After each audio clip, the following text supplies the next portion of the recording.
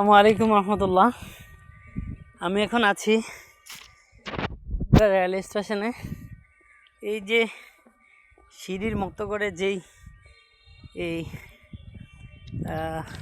ভীমের মতো ইয়েগুলো দিয়ে রাখছে, আসলে এটা হয়তো আমার সামনে হাজার কোটি কোটি পিস আছে, কিন্তু কোনো একটা সময় যে এখান থেকে শুরু করলাম শেষ অবধি পর্যন্ত পৌঁছাতে পারবো।